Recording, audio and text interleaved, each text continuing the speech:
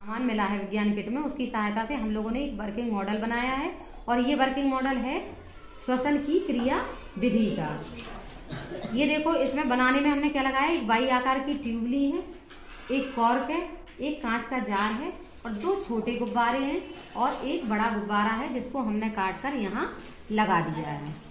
और ये हमारे जो पिंक कलर का के बैलून है, ये हमारे फेफड़ों को दर्शा रहा है।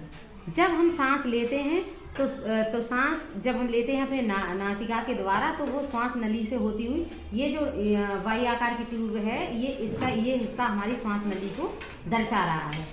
तो ये वायु श्वास नली से होती हुई श्वसनिकाओं में जाती है, जो कि 2 भागों में बटी हुई है और प्रत्येक तरफ की श्वसनिका अपने तरफ के फेफड़ों में खुलती है। यहाँ हमने गुब्बारे जो लगाए हैं गुलाबी रंग के, उनको हमने फेफड़ों को किससे दर्शाया है, गुलाबी रंग के गुब्बारों से।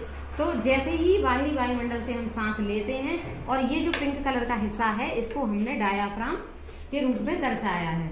जैसे ही हम सांस लेते हैं तो हमारे फेफड़े क्या होते हैं, फूलते हैं। उस स्थिति में क्या होता है, डायाफ्राम नीचे खिसक जाता है और फेफड़ों को स्थान मिल जाता है फूलने के लिए। ठीक है, तो ये सांस जब भरती है तो हमारे फेफड़े फूलते हैं। ये देखिए, दिखाई भी दे रहा है इसमें फूलते और पिचकते। जब मैं ऐसे छोड़ रही हूँ तो ये पिचक जा रहे हैं। तो जब हमने ये छोड़ा तो ये फेफड़े पिचक गए और जो वायु है वो वहां से ही होती हुई बाहर निकल गई। तो ये क्रियाविधि सेम ऐसे हमारे फेफड़ों में भी होती है। जब हम सांस लेते हैं तो ऐसे ही हमारे फेफड़ों में वायु भरती है और बाद में ये यहाँ से निकलती है।